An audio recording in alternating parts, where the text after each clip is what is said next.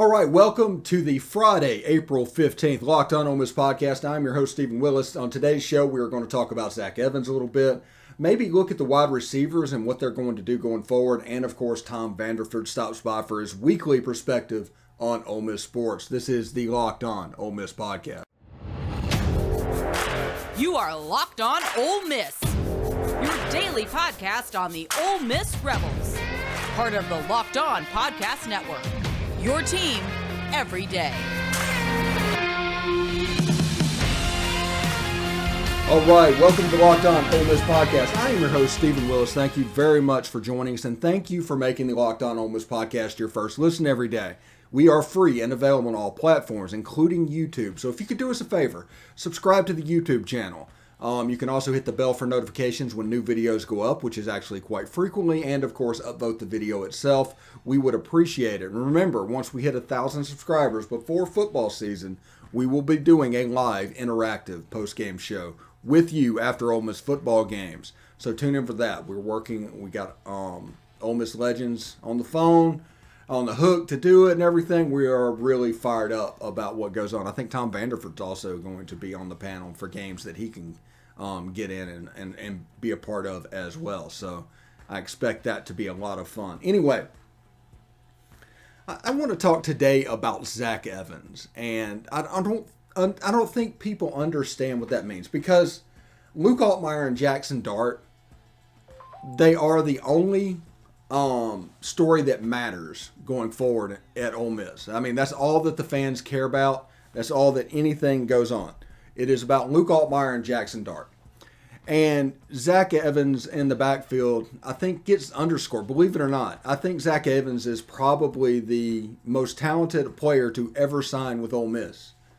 Remember, talent is one thing. It's quite another to be good. But talented, if you look at everything on paper, I think he fits the bill at a higher level than anybody that has gone to Ole Miss. I don't care about numbers. I don't care about rankings. All I care about is about actual talent. This is an Adrian Peterson type running back. That's what you need to realize. This is an Adrian Peterson type running back and a chance to be an absolutely dominant player. Now, this player is going to make our quarterback settle in a little bit better. It's one of those reasons that I look at a quarterback competition between Luke Altmyer and Jaxson Dart and think, man, this could be really interesting. This could be really good to see, because Zach Evans allows you to not necessarily have a playmaker at the quarterback position. Luke Altmyer, if he wasn't a player, let's say he was a game manager. He was an A.J. McCarron type guy, which, by the way, Ole Miss would give their right arm for an A.J. McCarron type to be the standard quarterback coming through. But, ultimate game manager, A.J. McCarron. With this offense and the weapons they have, it would actually work as long as you were efficient getting the ball out, putting it where it was supposed to be, and don't turn the ball over. If you do that, you have a chance to really make plays, especially for somebody that's a true sophomore like him and Jaxson Dart. So I like Zach Evans and what he brings, because it does allow, you don't need the Brett Favre playmaker necessarily at quarterback, and you have an open-ended of what you needed at the quarterback position because you have talent behind you. Now, he's backed up by Ulysses Bentley IV, Quinshon Judkins, even Kentrell Bullock. This running back room is as deep as we have ever seen at Ole Miss. I mean, quite impressive. It rivals the Deuce Joe Gunn late 90s backfields. And because of that, like I said, it's going to make the quarterback position need to be different. It's going to make them need different things than you would expect them to need, because you don't want them to necessarily make a play. You're not looking at the quarterback position to make a play. You're looking at the quarterback position to get the ball where it needs to be. There's a chance that in this summer, Malik, Heath, and Deion Smith step up to add depth to the receiving room. What is that receiving room going to look like? We'll talk about that in the next segment as well. But the point is, Zach Evans allows this offense to function at a different level than they have been. Now, we can go back with Lane Kiffin several years and look at the way he handled Derrick Henry. and especially at the end of the year. Derrick Henry was getting 45 carries a game. I don't think Zach Evans is going to do that. But I think with this backfield with him and Ulysses Bentley and Quinshon Judkins and those guys, this could be at a 50 out of 75 plays, run play, offense. I think you're going to see that. There's similarities between this offense and Tennessee. There's similarities between this and Baylor. But what you're going to see is not so much the passing concepts looking like Baylor, but the running concepts is going to do that. You're going to see some air raid stuff on the outside. I think you're going to see them use tight ends because that's a weapon in the system. And it's all because of the simplicity of the offense that allows for Luke Altmyer and Jaxson Dart, whoever wins that job. And whoever wins that job, Ole Miss is going to be better for it. Understand that. We're not rooting for anybody. We don't care who wins the job. We just want one of them to win the job. There's some people that wants this over and they go through, it's like, okay, Jaxson Dart's going to win because he agreed to transfer in. He wouldn't have transferred in if he didn't think he was going to win. And it's like, that's all true. But that also completely discounts the fact that the other guy is going to actually try. And the other guy's a really good player as well. And the other guy has a year of experience in the offense. So understand that as well. But Zach Evans has a chance. He is the person that is going to unlock this offense and allow them to be a special unit. So that's something to pay attention as well. This is the time of year I've pretty much given up on all my New Year's resolutions, but not this year. This year I'm sticking to my resolution to eat right thanks to Built Bar. It almost feels like it's not really a resolution because I actually enjoy eating them. Have you tried Puffs? If not, you're missing out on one of Built Bar's best tasting bars.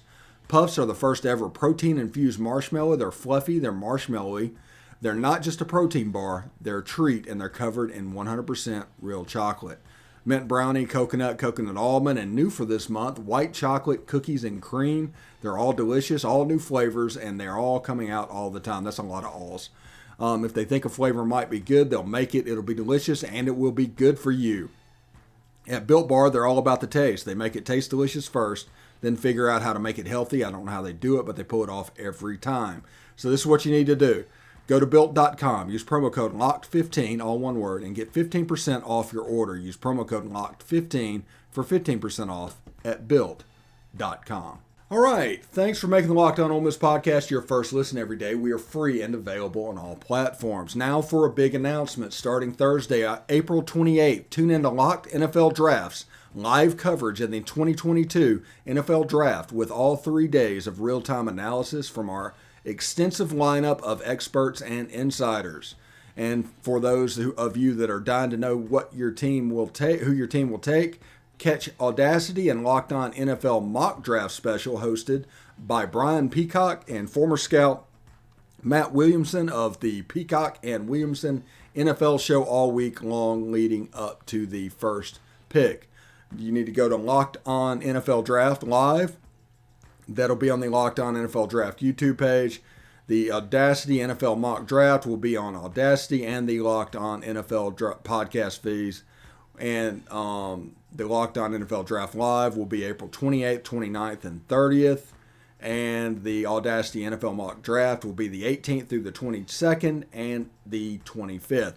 So that's coming on the Locked On NFL Draft channel. Tune in for that. So I want to talk a little bit about wide receivers. Not much. I'm not going to keep you too long what's going on because we've got a ton of time coming up with Tom Vanderford where we talk a lot, like 14 minutes of spring practice. Then we talk Mike Bianco, and we even get into basketball a little bit. But I want to talk about the wide receiver position. There's some people that are, understandably, I guess, like kind of freaking out about the wide receiver position. And there's a couple of things to realize here. Now, in the press conference on Monday, Lane Kiffin actually called out Bralon Brown and Brandon Buckhalter specifically as two outside guys that's doing a decent job. And the rumors about Deion Smith and Malik Heath coming in after spring practice in June are out there. Now, here's what you need to understand about this offense and what's going on. The outside wide receivers are never going to be dominant outside wide receivers like you think of them. This offense is primarily run in between the hashes. They're going to use the tight end a bunch. They're going to use the slot receiver a bunch. They're going to use the backs a bunch. And that little triangle is going to be 75% of the offense. Now, there are going to be Lane Kiffin double move type plays on the outside. That's what you saw over the years with Bralon Sanders and the Jonathan Mingo stuff. And Mingo and those guys are going to get those down and understand how to do that. I don't really have worry about that. The thing I'm excited about the wide receiver position is just the bigger bodies that are going to be a part of what they do. There were times against Auburn that Jacour Pearson at 5'6", 160 pounds was playing as an outside receiver, and we wondered why we had trouble running the ball. Those outside receivers are excellent blockers, especially when a mismatch can be created, and this offense is all about creating those type of mismatches. So to get bigger on the outside was a major point of emphasis for this team moving forward. So you're looking at Mingo, Deion Smith, maybe Malik Heath, Bralon Brown. Those guys are going to patrol the outside, and they'll do a fantastic job. And I don't think if I were you, I would necessarily worry so much about the outside receivers. Again, people, they want football to look like it did in 2008. I say that all the time. They want football to look like it does in 2008. And there's systems that just don't do that. All systems are designed to attack certain areas. This one is designed to spread you out wide and then attack the numbers. And because you're having, in some cases, 3 wide receivers outside the numbers, that's just pulling people out of the middle of the field, and all of a sudden you can attack the middle of the field. Yeah, it's simple as that. And it will be interesting to see how Ole Miss comes out of it as well.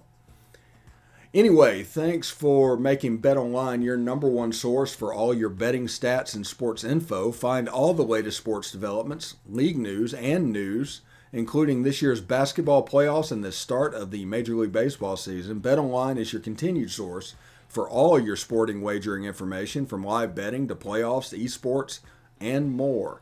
Head to the website today or use your mobile device to learn more about the trends and action.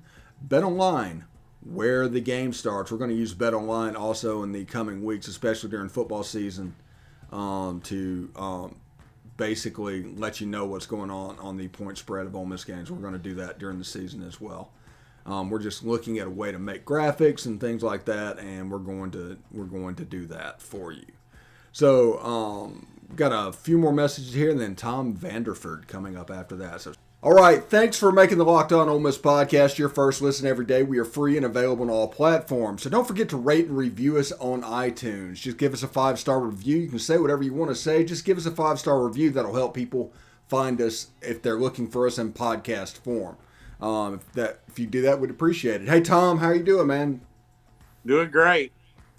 Man, we got a lot of stuff to talk about. We're basically doing this the Friday before the last week of spring practice, and all of that's going on. The Mike Bianco stuff is heating up. Jarkel Joiner transferred out. There's a lot of stuff going on with Ole Miss right now. We'll start off with the spring game, though. And we're going through it. We're going to talk to you the day before the spring game. We're going to do this again. But what are your expectations going into that game? You know, they're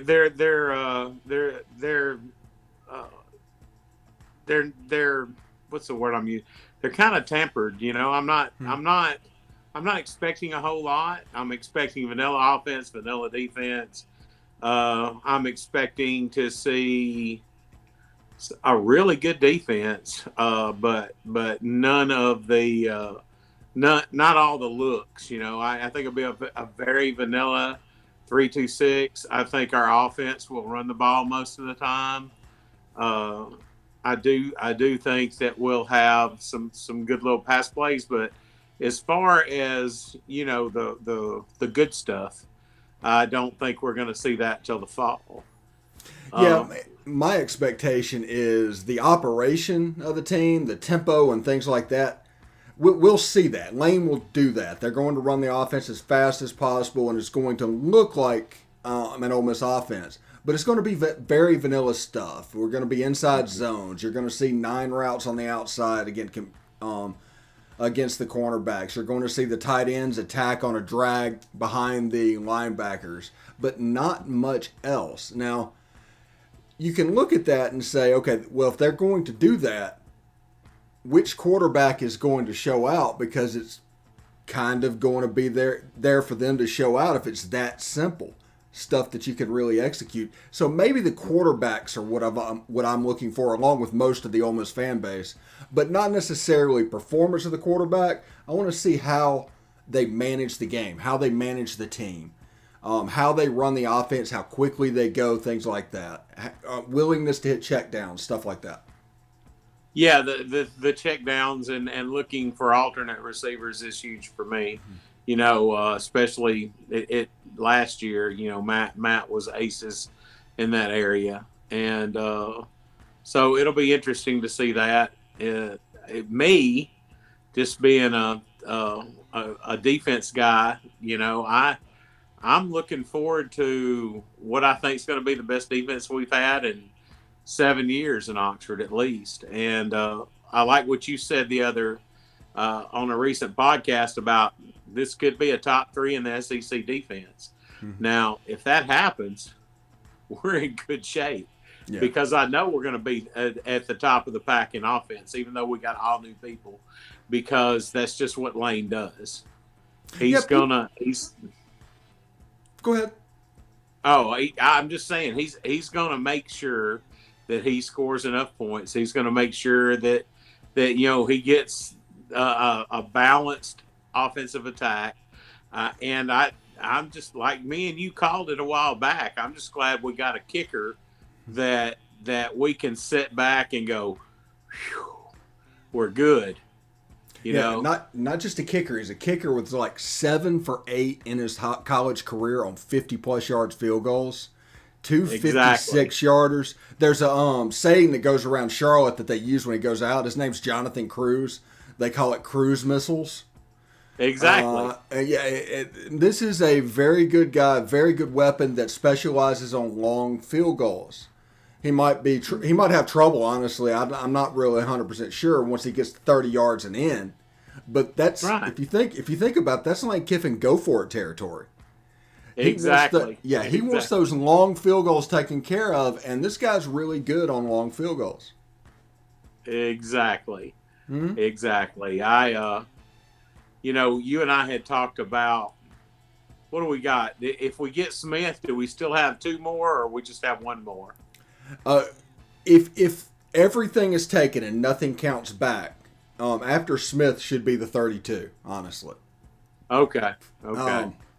I was hoping for just from what I've been told, I was hoping for 1 more offensive lineman. Well, Reginald Hughes going through spring, he could count backwards, which means we would have 1 more after Deion Smith. That's true. But the fact that nobody's talking about numbers and anything going on, everybody's kind of guessing to what is happening around numbers. I know we're close. I do not want to say we're there, and I do not want to say that Deion Smith is final because we don't exactly know how those numbers are counting. I mean, we might have 1, we might have 2 after Deion Smith. It depends on the previous scholarships counting backwards the other way. That's true. So we won't know, but you know, there's a reason that these kids hit the portal. But when you see, you know, a 5-star offensive tackle leaving Georgia, you're like, hey, that's kind of tasty. You know, he's probably going to FSU, by the way. Oh, okay, good deal, good deal. Yeah. Yeah, FSU is a quarterback away from being a pretty good team, honestly. Oh, yeah. Yeah, they are. And the reason I say that is one of the quarterbacks that are competing with us.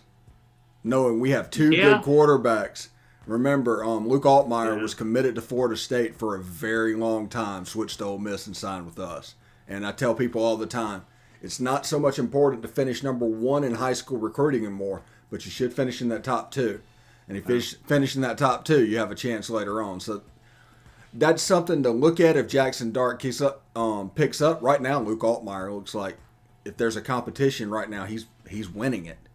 And we need to be cognizant of that because everybody just assumes that Jaxson Dart's going to be the quarterback. And yes, I get it. He transferred here. He wouldn't have come here if he didn't think he was going to play. All of that stuff. I get it. But whenever you do that, people have underestimated from the beginning Luke Altmyer. And I agree. And Norvell would give his probably an appendage to get him down there to Florida State because he's that good. He wanted him out of high school, and he's that good. Yeah. Yeah, there's just a weird fixation that goes on in the fan base all the time. They just have this savior complex with Arch Manning. Like, if we do not get Arch Manning, it's a colossal failure, and we're just absolutely screwed. And other than Peyton, maybe, I mean, that was the last Manning where that situation actually occurred. Lane Kiffin is going to have a quarterback. We got the National Gatorade Player of the Year competing for our job now, and another top 175 player. We're recruiting 2023 several quarterbacks right now. I'm not worried at all about signing a quarterback. I mean, if nothing else, Arch Manning plays the position. I just don't worry about it all to where I'm not going to make a big deal about it at all. As long as Lane Kiffin's there, we're going to get quarterbacks. I think we're in on 4 of the top 10 quarterbacks in the country. You know, I know the kid committed to Clemson from Alabama. Bazzini, I think's his name, committed to Clemson the other day. But you know, you never know. You never know until, and I've said this about Arch too. Until their name is signed on that dotted line, I don't believe anything. Yeah, and speaking of Arch, guess what I read the other day? What's that? Guess who's in it now? If this doesn't, I'm sure you followed Eli Manning's recruitment with bated breath. I did. You talking about the Virginia stuff? The last second Virginia thing. I'm like, oh my gosh. I read this, 20 some odd years ago. I read the same story.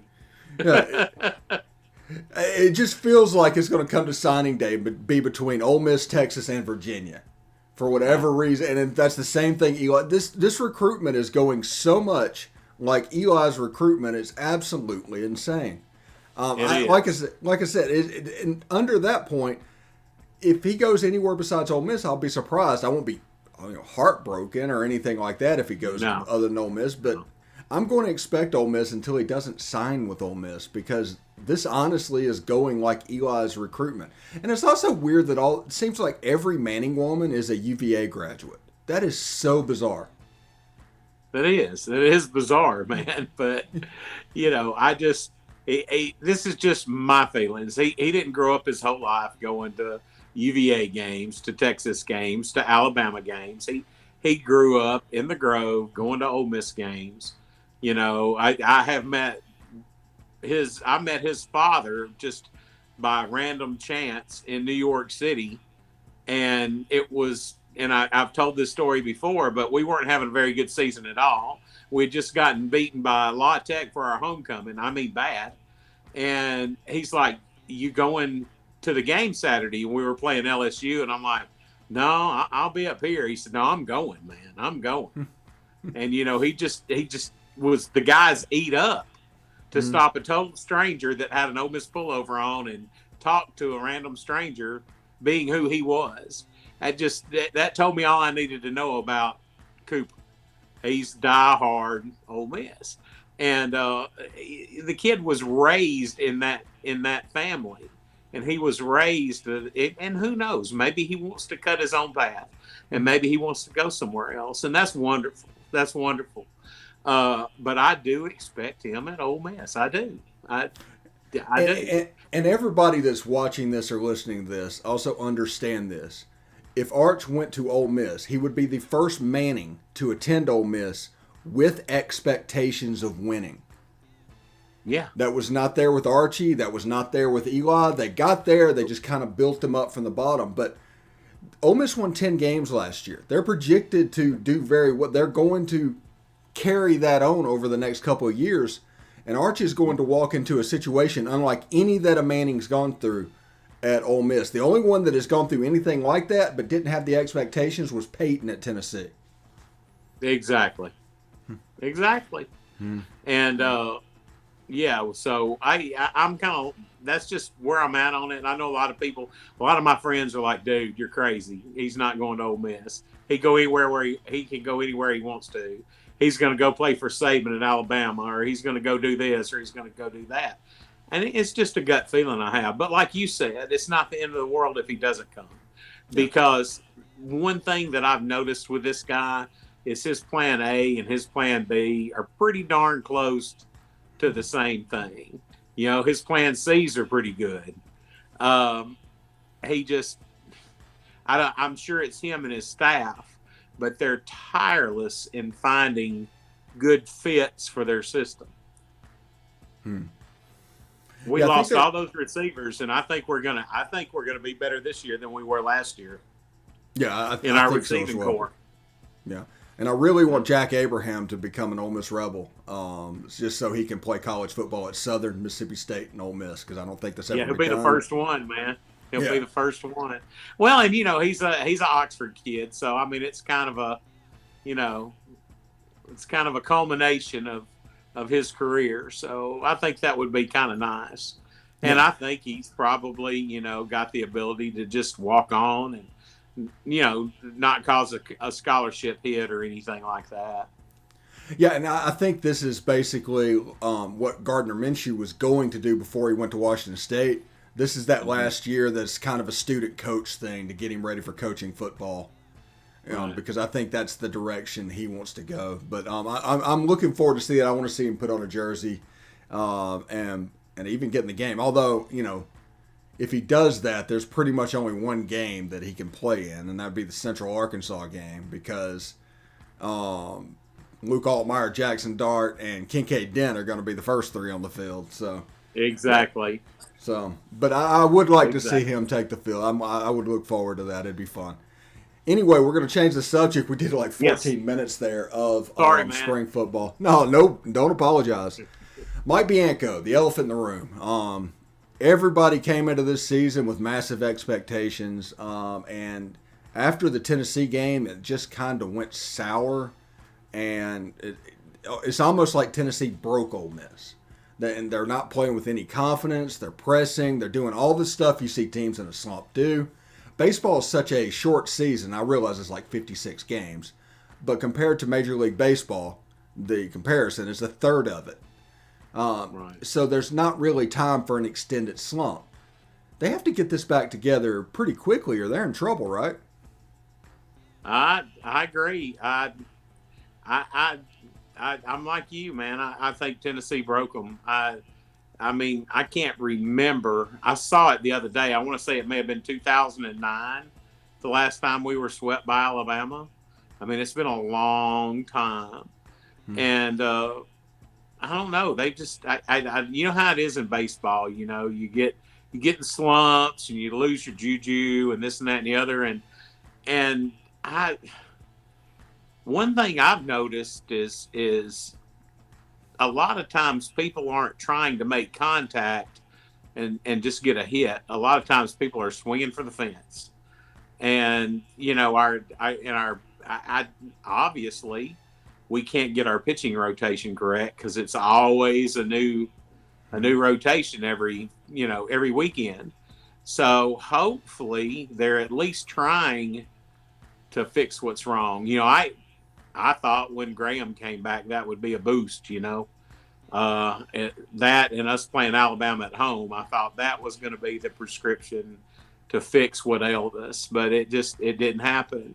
Of course, we beat Murray State, as we should, this week, and I'm just looking forward. We should, we got 3 games starting today at South Carolina, and so far this year we played better in the SEC on the road than we have at home, and South Carolina is one of those Jekyll and Hyde teams, kind of like we are. They beat Texas 2 out of 3, but they're 16-16, so hopefully maybe we can break out of the slump. But dude, I thought for sure that was going to happen this past weekend. Yeah, I talked with Derek Vandegrift when we came back this week, and we mentioned and kind of got there that I think Mike Bianco, kind of is Ole Miss baseball. I think Ole Miss baseball doesn't exist without him. And I think any Definitely. calculus about his job and what's going on has to begin there, or else you're in trouble. But it's a situation that's kind of reminding me like AK's last year. You see guys that aren't really doing what they need to do. They're not hearing the message. The words all just sound the same. It's going in one ear and out the other, and not much is changing. So it's Keith Carter has a really hard decision to make at the end of this year. If Mike Bianco would leave on his own, Dan McDonald would likely be the person. He's not going to come here if we fire Mike Bianco. No, Lord, no, he's not. Yeah. Cliff Godwin's not going to come here if we fire Mike Bianco. Right. So that leaves a problem with who are we going to get? Right. So the calculus of this decision is an interesting one, and I just don't know. If you're watching this show in the comments section below, let us know what needs to be done there, other than just fire Bianco. Tell us, describe what needs to be done, what how you think this will go down, and what do you think, Tom? I think Bianco's. I think his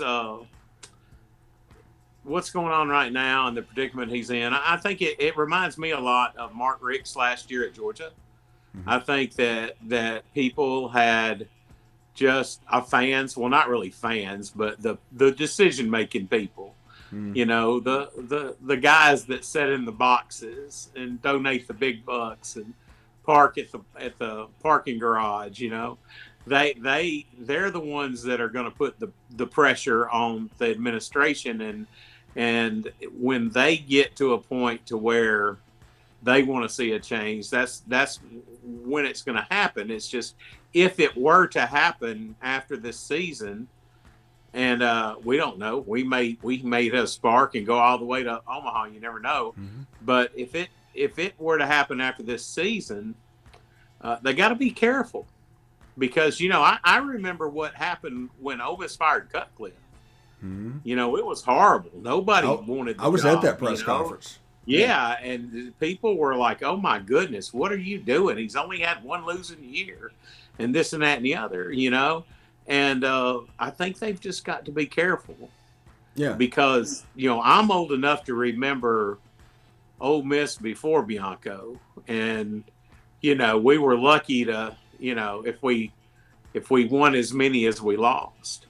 Yeah, and making a regional was a big deal. On the road as a 2 or 3 seed. Yeah, it was a big deal. It was a huge deal. Right. So, I get that same vibe, like I said, of like the last year of Rick at Georgia, where they're just like, hey, but can we go out and get a Kirby Smart? Not if we don't play it right. Yeah. If we continue having the year we're having, and we finish, and we're, a 2 seed on the road at Notre Dame in a regional or something like that, and, lose 2 quick games or whatever the case may be. I mean, it's going to take, the only way it's going to work is if, like you said, if Mike says, hey, I had a great career, it's time to enjoy life and retire, and one of those deals. That's about the only hope we've got. Just like you said, all those coaches that we want that used to be at Ole Miss and have had success elsewhere, they're Bianco guys. We say, hey, dude, you're fired. They're gonna be like, I'm not coming. I'll stay where I'm at. Right. Yeah, I think people have too high of an opinion of Ole Miss baseball and the program it's become. The team seem to have an entitlement off of it, and that's not exactly the case. It can go away really, really quick. Real quick before I get out of here. Yes, sir. Jarkel Joiner entered the transfer portal. Kind of a big loss for Kermit Davis's team. Also, not really a big loss for Kermit Davis's team. He was the best player, but he didn't really fit in with what we were doing. He was a ball stopper. I like Jarkel, good kid, Oxford kid, all of that stuff. But Ole Miss came out and wanted to run last year. They had all the players and pieces to do it, and then you'd have a ball spot stopper play the 2. So I just thought that was pretty interesting. What are your thoughts on that? It kind of shocked me. I mean, we've had a lot of folks, enter the portal from our basketball team, but we did get the kid, that I think he's from a school in Texas, 4-star kid, top 100 kid. Yeah, 6'4" guard. Yeah, so I don't know. I hate that Jarkel's leaving. He had some good quality minutes when he wasn't hurt. He was hurt a lot this year, So it part of me says that it's kind of like a warning sign when all these people start leaving. But part of me says, hey, maybe it's a mutual thing, maybe it's a processing thing, and Kermit's got some people that he needs that will fit his system better. But I do know one thing. I am a proponent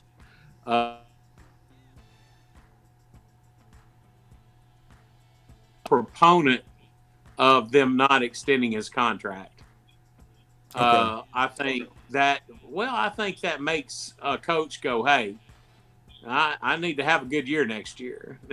He had everything that could go wrong this year go wrong with him. But hopefully next year he's got Ruffin. He's got, some good kids. He's got this kid that's coming in. He's got the kid from Jackson State. He's got some more. He'll get some more transfers. And maybe they'll be more his style of basketball. Okay. Yeah, I think the team has a chance to be good. Now, the decision makers, and there was a campaign from media for Kermit to lose his job. It was unbelievably weird, even though with all the injuries and everything going on. Yeah. And those decision makers basically, I don't think it was a mutual thing that the assistant coaches left. They heard the chatter that was going on. Right. And everything that was happening. It becomes a self-fulfilling prophecy. Now, Kermit can turn this around. He just needs to go hire the right guys. But those same people that were doing that are now saying, oh, I haven't heard any names when it comes to a coaching search. It's like, no shit. I wouldn't do that either. I wouldn't either. Yeah, and it just makes it harder and harder, and they silo themselves more and more. And it's absolutely ridiculous. Anyway, thanks for making the Locked On Ole Miss podcast your first listen every day. We'll do some post-game pods this week for the South Carolina series. Now make your second listen Locked On NFL Draft. Ron Tracy and former NFL cornerback Eric Crocker bring you to the NFL Draft to life every day with insight and analysis on college football prospects and NFL front offices. It's free and available wherever you get your podcast. Tom, thank you very much. I enjoy it. Always good to hear your perspective on Ole Miss sports. Thank you. You have a great day, and hotty toddy. Hotty toddy, man. Yeah.